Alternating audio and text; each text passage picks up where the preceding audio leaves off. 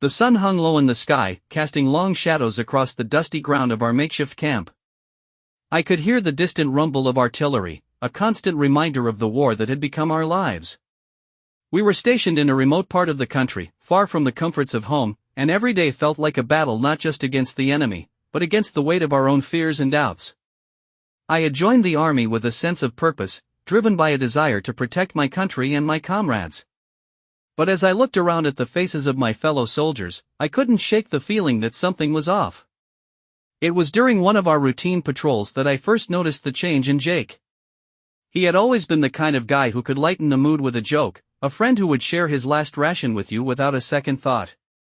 But lately, he had grown distant, his laughter replaced by a brooding silence. I tried to reach out to him, to understand what was going on, but he brushed me off, claiming he was just tired. I wanted to believe him, but the nagging feeling in my gut told me otherwise. One evening, as we sat around the fire, I overheard a conversation that would change everything. A couple of the guys were talking in hushed tones, their faces shadowed by the flickering flames. I leaned in closer, straining to catch their words. They were discussing a recent supply drop that had gone missing, and the rumors swirling around it. Whispers of betrayal, of someone within our ranks selling us out to the enemy for a price. My heart raced as I realized they were talking about Jake. The next few days were a blur of confusion and anger. I couldn't wrap my head around the idea that Jake, my friend, could be capable of such treachery. I wanted to confront him, to demand answers, but fear held me back. What if I was wrong? What if I was just letting paranoia get the best of me? The uncertainty gnawed at me, a constant ache in my chest. Then came the day when everything came to a head. We were on a mission to secure a strategic location when we were ambushed. The chaos of gunfire and explosions filled the air, and in the midst of it all, I saw Jake. He was moving differently, almost as if he was trying to avoid the fight. My heart sank as I watched him slip away from the group, heading toward the enemy lines. I felt a surge of anger and betrayal wash over me. How could he do this? How could he abandon us in our time of need? In that moment, I was faced with a choice. I could follow him, confront him, and demand to know why he was doing this. Or I could stay with my unit, fight for my brothers, and hope that Jake would come to his senses.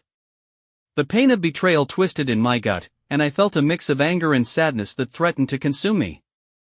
I chose to stay with my unit, but the image of Jake slipping away haunted me. After the ambush, we regrouped and assessed the damage. We had lost good men that day, and the weight of their sacrifice hung heavy in the air. I couldn't shake the feeling that Jake's betrayal had played a part in our losses. The anger I felt toward him was palpable, but beneath it lay a deep sadness. I had lost not just a comrade, but a friend. The uncertainty of what to do next loomed over me like a dark cloud. As the days turned into weeks, I found myself grappling with a whirlwind of emotions. I wanted to confront Jake, to demand answers, but I also felt a sense of shame for even considering it. What if I was wrong? What if I was the one betraying our friendship by doubting him? The temptation to reach out to him was strong, but so was the fear of what I might find. I was caught in a web of despair, unsure of how to navigate the treacherous waters of loyalty and betrayal. In the quiet moments, when the sounds of war faded into the background, I found myself reflecting on our friendship. I remembered the laughter we shared, the late-night talks about our dreams and fears. I remembered the bond we had forged in the trenches, a bond that now felt shattered. The uncertainty of whether I could ever forgive him gnawed at me, and I was left with a profound sense of loss. As I lay in my bunk one night, staring at the ceiling, I realized that I had to confront this head-on. I couldn't let the pain of betrayal fester inside me.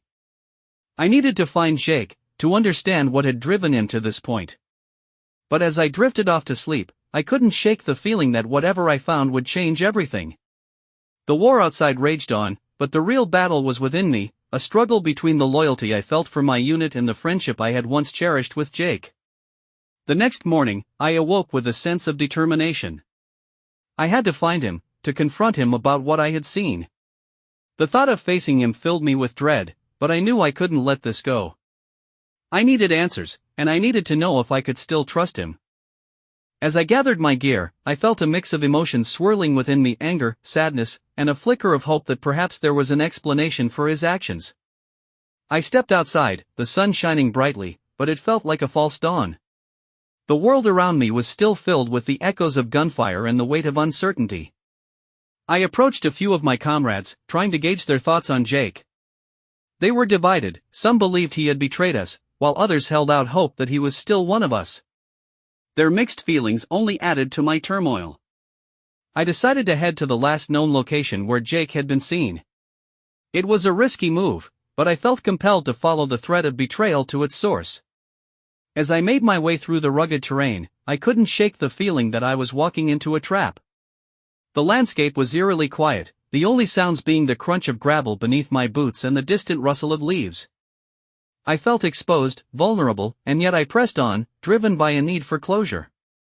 After what felt like hours of searching, I stumbled upon a small clearing. My heart raced as I spotted a figure in the distance. It was Jake, crouched low, his back turned to me. I hesitated, my heart pounding in my chest. This was it. I had to confront him, but what would I say? Would I accuse him of betrayal, or would I plead for an explanation? The uncertainty of my own feelings weighed heavily on me. Taking a deep breath, I called out to him. Jake! My voice echoed through the clearing, and he turned slowly, his expression unreadable. For a moment, we stood there, locked in a silent standoff. I could see the weariness etched on his face, the shadows of guilt lurking in his eyes.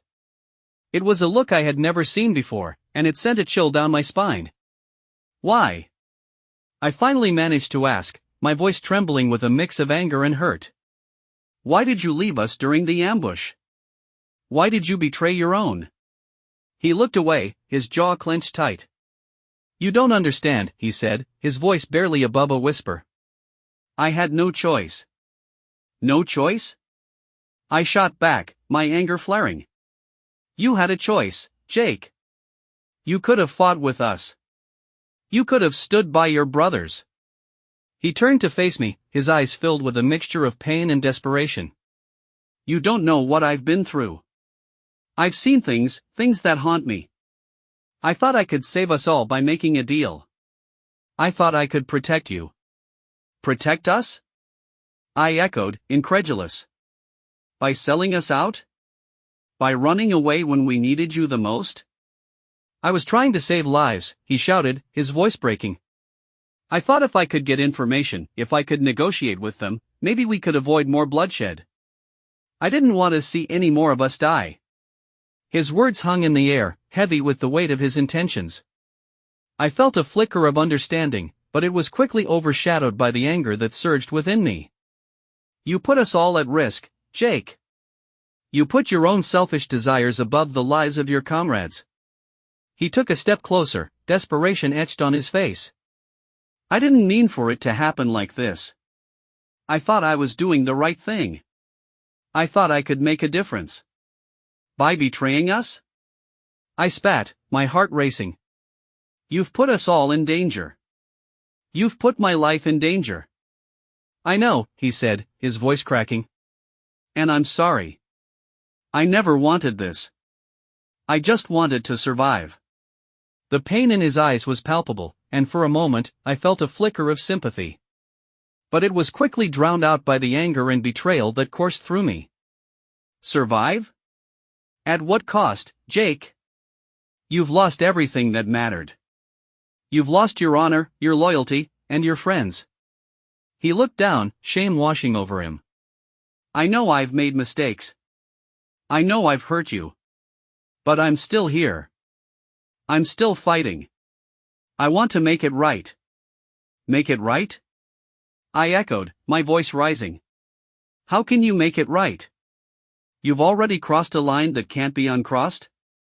You think you can just come back and pretend like nothing happened? You think we can just forget? The words spilled out of me, fueled by a mix of anger and hurt. I felt like I was standing on the edge of a precipice, teetering between the desire to forgive and the need to condemn. Jake's face was a mask of regret, and for a moment, I saw the friend I once knew, the one who had shared laughter in dreams with me. But that image was quickly overshadowed by the reality of his betrayal. "I know I can't take back what I did," he said, his voice trembling. "But I'm willing to do whatever it takes to prove myself to you and the others. I'll help you. I'll fight for you. Just give me a chance." I shook my head, the weight of his words pressing down on me. "You think it's that easy? You think you can just earn back our trust after what you've done? You've put us all in danger, Jake. You've put my life in danger." The silence that followed was deafening. I could see the conflict in his eyes, the desperation to make amends battling against the reality of his actions. I wanted to believe him, to give him a chance to redeem himself, but the pain of betrayal was still fresh, and the scars ran deep. "Do you even understand what you've done?" I asked, my voice softer now, tinged with sadness. "You've shattered the bond we had. You've made us question everything we believed in. How can we trust you again?" "I know," he said, his voice barely above a whisper. "I know I've broken that trust. But I'm willing to fight for it. I'll do whatever it takes to earn it back. I'll put my life on the line for you and the others." The sincerity in his voice tugged at my heart, but I couldn't shake the feeling of betrayal that lingered like a dark cloud. I thought of the men we had lost, the sacrifices they had made, and the camaraderie we had built over countless battles. Could I really forgive him? Could I allow him back into our ranks after what he had done? "I don't know if I can believe you," I admitted, my voice trembling. "I don't know if I can trust you again." He stepped closer, his eyes pleading. "Just give me a chance. Let me prove to you that I'm still one of you. I'll do everything I can to make it right." I felt a wave of conflicting emotions wash over me, anger, sadness, and a flicker of hope. The temptation to forgive him was strong, but the fear of being hurt again held me back. I was caught in a storm of uncertainty, torn between the loyalty I felt for my unit and the friendship I had once cherished with Jake. "Let's go back," I finally said, my voice steady. "We need to regroup and figure out our next move. But know this, Jake, it's going to take time. Trust isn't something that can be rebuilt overnight." He nodded, relief washing over his features. "I understand. I'll do whatever it takes." As we made our way back to camp, the weight of our conversation hung heavy in the air. I couldn't shake the feeling that things would never be the same. The bond we had forged in the heat of battle felt fragile, and I was left grappling with the uncertainty of what lay ahead.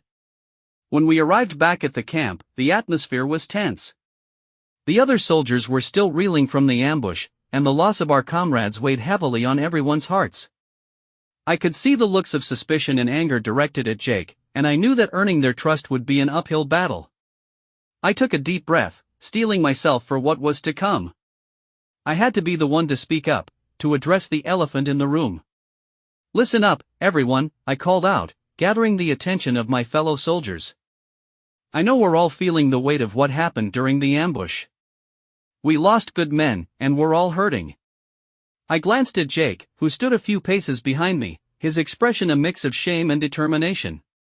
"But I want to address something important. Jake has returned, and I know many of you are angry and hurt by what he did. I can't pretend to understand the choices he made, but I believe he wants to make amends." The murmurs of discontent rippled through the group, and I could feel the tension in the air. "I know it's hard to trust him again, but we need to focus on the mission ahead. We can't let this divide us. We need to come together as a unit, as brothers." Jake stepped forward, his voice steady but filled with emotion. "I know I betrayed your trust, and I can't change the past. But I'm here now, and I'm willing to fight for each and every one of you. I'll do whatever it takes to prove that I'm still one of you. I'm ready to face the consequences of my actions, and I hope you'll give me a chance to earn back your trust." The silence that followed was thick with tension. I could see the skepticism in the eyes of my comrades, the doubt etched on their faces. Some looked away, unwilling to meet Jake's gaze, while others exchanged glances, weighing their options. I felt a knot tighten in my stomach, knowing that the road ahead would be fraught with challenges. "Trust is earned, not given," one of the soldiers finally spoke up, his voice laced with bitterness. "You think you can just waltz back in here after what you did? You put us all at risk, Jake. You don't get to just say you're sorry and expect us to forget. I know, Jake replied, his voice steady but filled with regret. I don't expect you to forgive me right away. I just want the chance to show you that I can be trusted again. I'll put my life on the line for this unit, and I'll do everything I can to make it right. The tension in the air was palpable, and I could feel the weight of my comrades' anger and pain. I knew that Jake's words wouldn't be enough to heal the wounds he had inflicted. But I also knew that if we were going to survive this war, we needed to come together as a unit, regardless of the past. Let's give him a chance, I said, my voice rising above the murmurs. We're all hurting, and we've all made mistakes. We need to focus on the mission ahead. We can't let this divide us. We owe it to our fallen brothers to honor their sacrifice by standing together. The room fell silent again, and I could see the internal struggle on the faces of my comrades. Slowly, one by one, they began to nod, their expressions softening just a fraction. It was a small victory, but it was a step in the right direction. Fine, the soldier who had spoken earlier said, his tone begrudging. But you better prove yourself, Jake. We're not going to let our guard down. I understand, Jake replied, relief flooding his features. I'll do everything I can to earn your trust. As the meeting broke up, I felt a mix of hope and uncertainty. We had taken a step toward healing, but the road ahead would be long and fraught with challenges. I could see the doubt still lingering in the eyes of my comrades, and I knew that Jake had a long way to go to prove himself. Over the next few days, we prepared for our next mission. The atmosphere in the camp was tense, and I could feel the weight of unspoken words hanging in the air. Jake worked hard to prove himself, taking on extra duties and volunteering for the most dangerous tasks. He was determined to show us that he was still one of us, but the scars of betrayal ran deep. As we trained together, I found myself grappling with my own feelings. I wanted to believe in Jake, to trust him again, but the pain of his betrayal lingered like a shadow. I watched him closely, searching for signs of sincerity, but the uncertainty gnawed at me. Could I really forgive him? Could I allow him back into my heart after everything that had happened? The day of our mission arrived, and the tension in the air was palpable. We were tasked with a reconnaissance operation in enemy territory, a dangerous mission that required us to work together as a cohesive unit. As we prepared to move out, I could see the determination in Jake's eyes, but I also sensed the fear that lay beneath the surface. As we made our way through the rugged terrain, I felt a mix of anxiety and anticipation. The weight of our past hung heavy on my shoulders, and I couldn't shake the feeling that we were walking a tightrope, teetering between trust and betrayal. I glanced at Jake, who was moving with purpose, his focus unwavering. For a moment, I felt a flicker of hope that perhaps he could redeem himself. But as we approached the enemy lines, everything changed. We were ambushed, caught off guard by a sudden onslaught of gunfire. The chaos erupted around us, and I felt the adrenaline surge through my veins. I fought alongside my comrades, my instincts kicking in as I focused on survival. In the midst of the chaos, I caught sight of Jake. He was fighting fiercely, his determination evident as he engaged the enemy. I felt a surge of pride, a glimmer of hope that perhaps he was truly one of us again. But just as quickly, that hope was shattered. I watched in horror as Jake was cornered by the enemy. A group of soldiers surrounded him, their weapons raised, and I felt a surge of panic. My heart raced as I realized that he was in serious danger. Instinctively, I moved to help him, but the chaos of the battle made it difficult to navigate through the gunfire and explosions. "Jake!" I shouted, my voice barely audible over the cacophony. I pushed forward, adrenaline coursing through my veins, but the enemy was relentless. I could see the fear in Jake's eyes as he fought to fend off his attackers, and in that moment, I felt a rush of conflicting emotions. Despite everything that had happened, he was still my friend, and I couldn't let him fall. Just as I reached him, I saw a flash of movement. A soldier from the enemy side lunged at Jake, and time seemed to slow. I could see the glint of a weapon, the intent to harm, and I knew I had to act. Without thinking, I raised my rifle and fired, the shot ringing out in the chaos. The enemy soldier fell, and I felt a rush of relief as I reached Jake's side. "Get up!" I shouted, pulling him to his feet. "We need to move." He nodded, his expression a mix of gratitude and fear. Together, we fought our way through the chaos, side by side, as we pushed back against the enemy. The bond we had forged in battle began to feel like a lifeline, a thread connecting us despite the betrayal that had come before. As the battle raged on, I could see the tide beginning to turn. Our unit rallied together, fighting with a renewed sense of purpose. I felt a surge of pride as I watched my comrades work together, their trust in one another slowly rebuilding. But even amidst the chaos, I couldn't shake the feeling of uncertainty that lingered in the back of my mind. Finally, after what felt like an eternity, we managed to push the enemy back. The sounds of gunfire began to fade, replaced by the heavy silence of victory. But as I looked around, I felt a sense of dread wash over me. We had won the battle, but at what cost? As we regrouped, I noticed that several of our comrades were missing. The weight of loss hung heavy in the air, and I felt a deep ache in my chest. We had fought hard, but the scars of war were etched into our souls. I turned to Jake, who stood beside me, his expression somber. "I'm sorry," he said, his voice barely above a whisper. "I didn't mean for any of this to happen. I just wanted to protect us." I looked at him, the pain of betrayal still fresh in my mind. But in that moment, I also saw the determination in his eyes, the willingness to fight for redemption. "You fought today," I said, my voice steady. "You fought for us, and you saved my life. But it's going to take more than one battle to earn back our trust." He nodded, understanding the weight of my words. "I know. I'll do whatever it takes. I'll fight for you, for all of us. I won't let you down again." As we made our way back to camp, I felt a flicker of hope. The road to redemption would be long and fraught with challenges, but perhaps there was a chance for forgiveness. I knew that trust wouldn't be rebuilt overnight, but I also knew that we had survived together, and that bond was worth fighting for. In the days that followed, we mourned our fallen comrades and honored their sacrifice. The atmosphere in the camp began to shift as we worked together to heal the wounds of betrayal.